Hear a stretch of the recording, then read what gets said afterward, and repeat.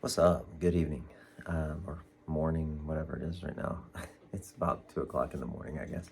I'm tired, but I'm out here just in the gym recapping day 47 for 75 hard. Biggest takeaways from today. So I did pretty much the same thing I did yesterday on day 46 to start my day, which was wake up, get my first kid up, take a nap, get her to school, and then do my first workout after waking the other kid up. Jump in the shower, get that one to school. Get back, finish getting dressed, have a little breakfast, and read 10 pages. So, and take my progress pic early. So all of that stuff knocked out, bang, bang, bang, bang, early in the morning.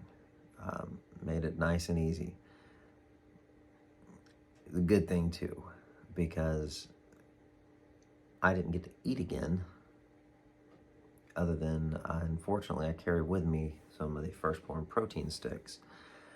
But that's it. I had my Formula One after my workout, my ignition. I had some cereal with a tiny little bit of milk. I do like a quarter cup of whole milk. And then that was it for a couple of hours. And then I had my one protein stick, so that was 20 ounces. And then I managed to grab a second one around, I guess, 3-ish or so. And then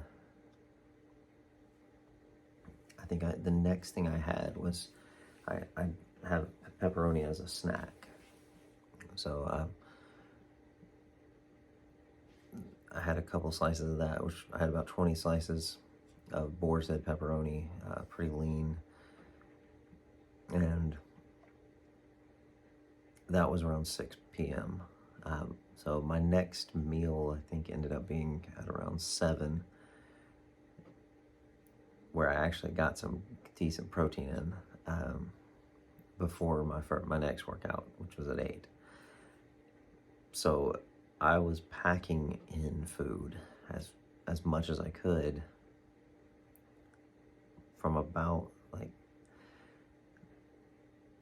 6, I'll say 6-ish, until now. I just finished out my last little bit of food to round out my macros and get everything squared away. That was tough, but it was all right. Not a big deal. Got it done.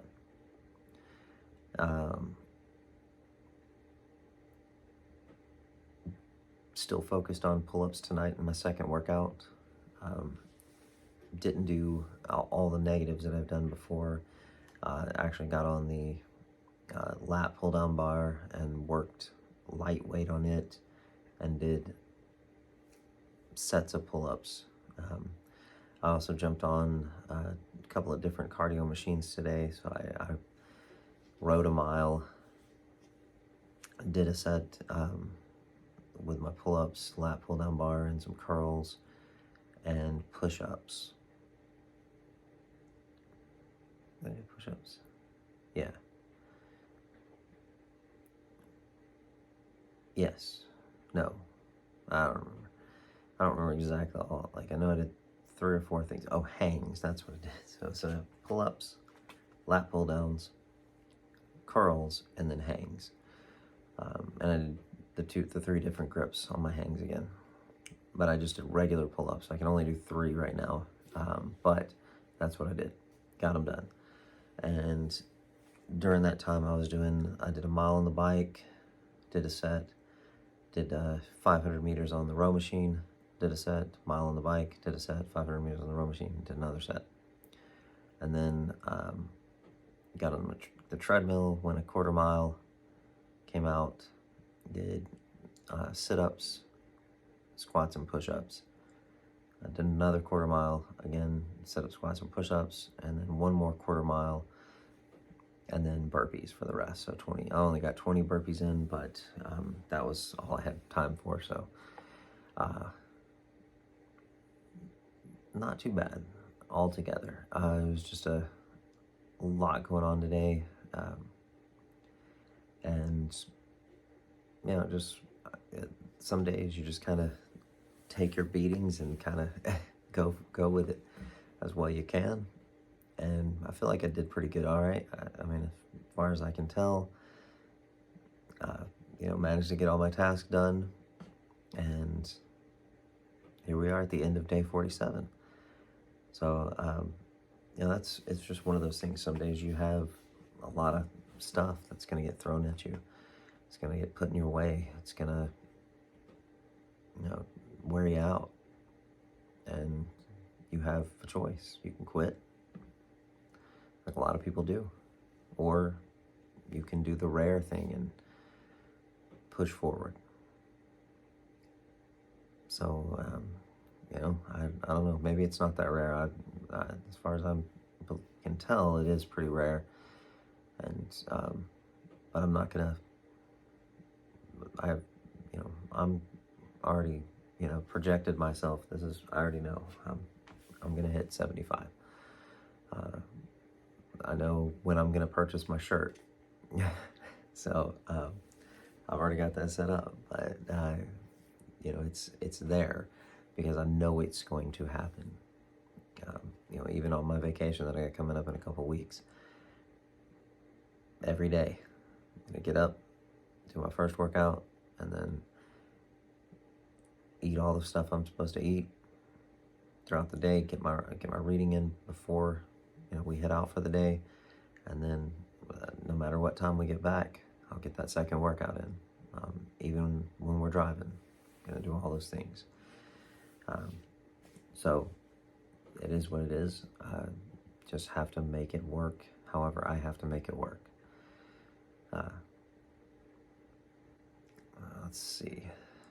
Oh, all right. This is something that's, as far as thoughts go. Oh, my book. So I finished the 32 Principles. Thank God.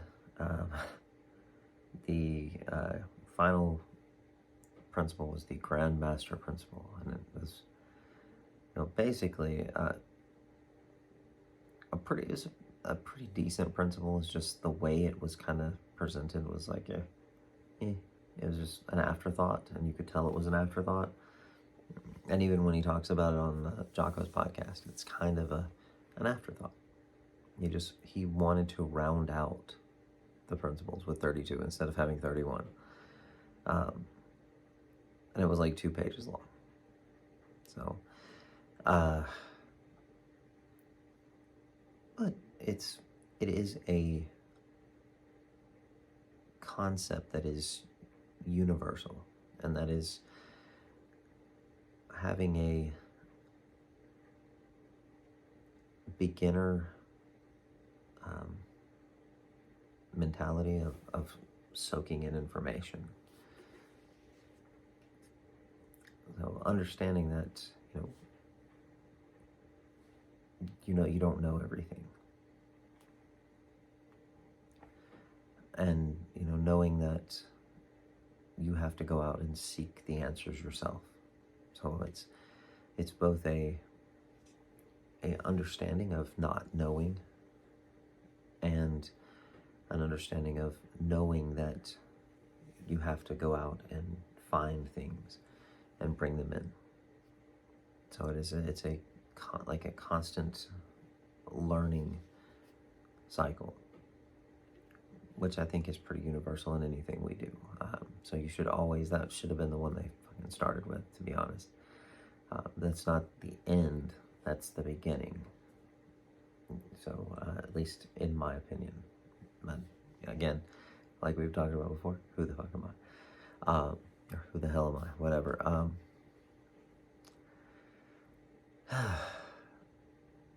So, since that was only 2 pages, I got out of that and needed to continue reading. So I picked up my next book, which I had three that I was kind of undecided on, and one that I purchased a year ago.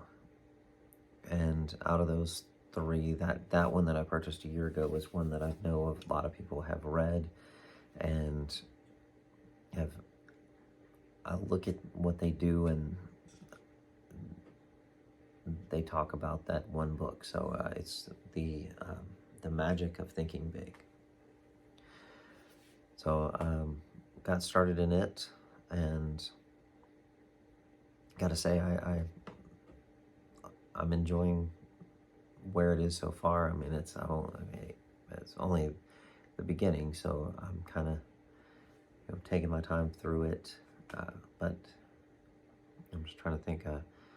The one thing is that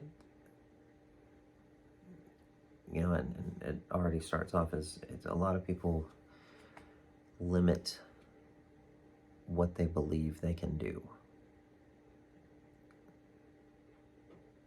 And by creating those limits on yourself, you impose them on yourself. So you should always think greater, more than you may potentially be able to achieve. But if you do pursue, it's kind of like, they say, shoot for the, I think they say shoot for the moon, land on the stars, but I think it's probably more you shoot for the stars and land on the moon, but whatever.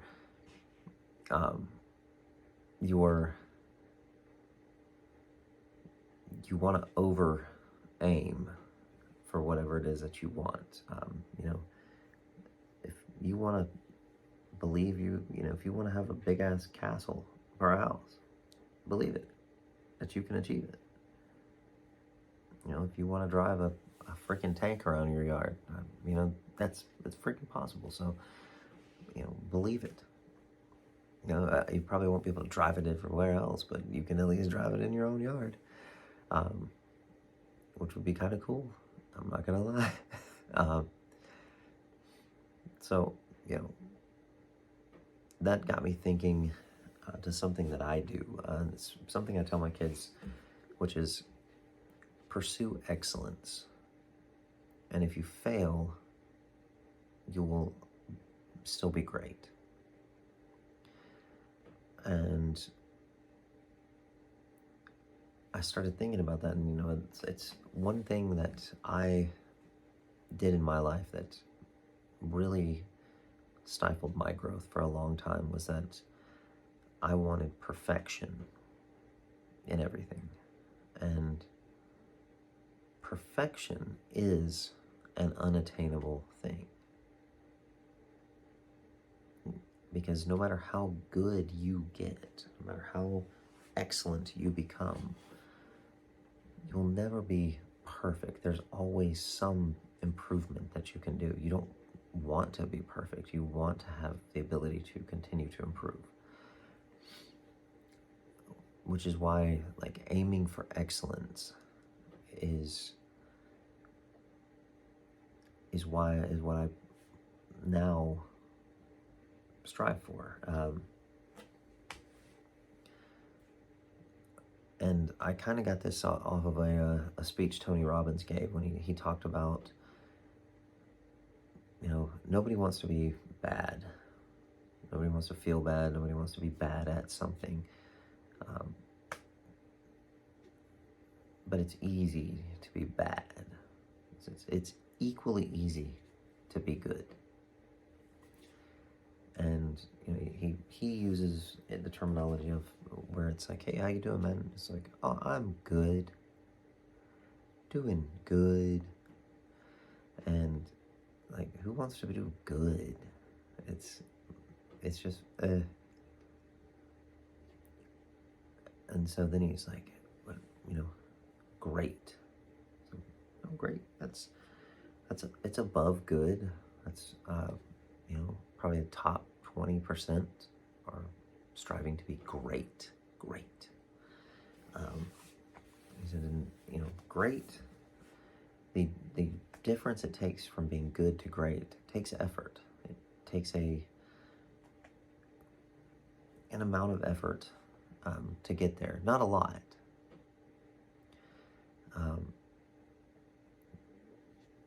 But it does take effort to get into that great category. But then he said excellent. And he said excellent is this. It's this tiny little bit.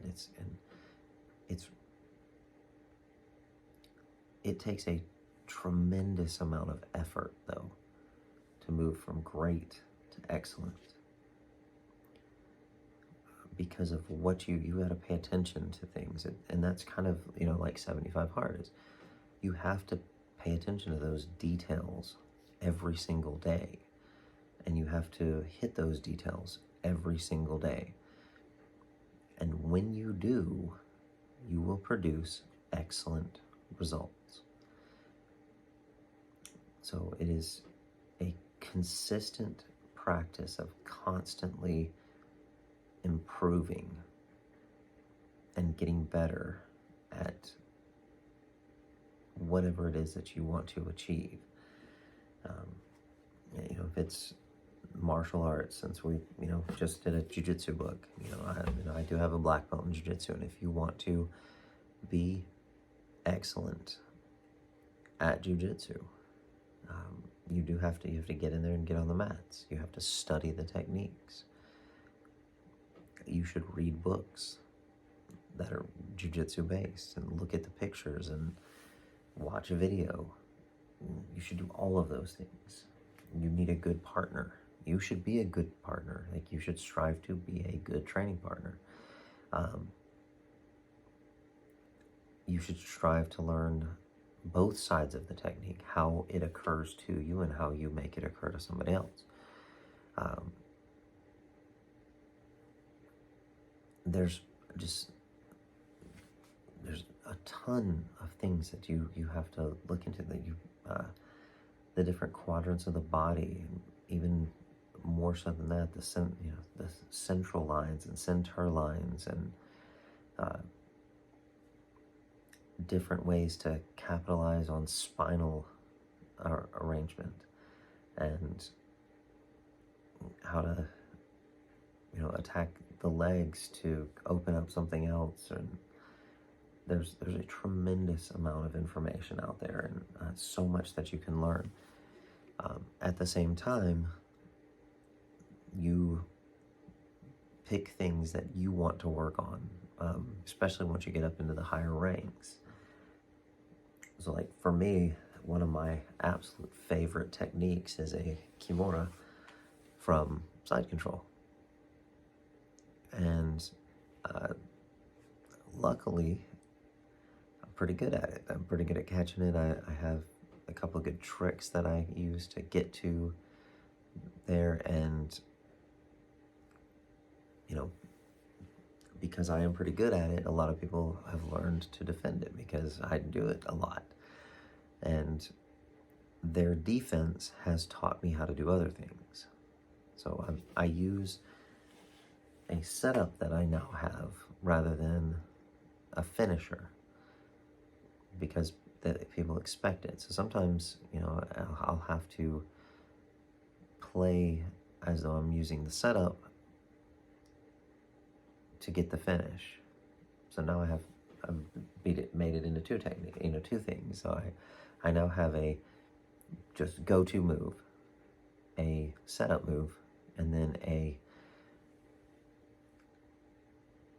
move like a third move. So it's like I set up a different thing in order to catch that. And but it takes a lot to do that.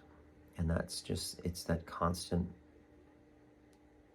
seeking of greater, being better than you were yesterday, so that eventually, you can be excellent at something. And, even if you fail at being excellent, you end up being great. So, that's my thoughts, is don't chase perfection, chase excellence. All right, well, thank you. Like, subscribe, share. um, Leave me a comment. Let me know what you think. Let me know what you think about the excellence. So just um, if you're team perfection, do hashtag perfection. If you're team excellence, do hashtag excellence. Um, anyways, thank you again for checking these out. And if you have any questions, need any assistance with getting started with a fitness journey, if you'd like to someday tackle 75 hard, I can definitely give you some pointers to get you in the right direction and make sure that you're setting yourself up for success. So, comment or follow me on Instagram at Chris AMACBJJ. It's also in the description. So, thank you guys.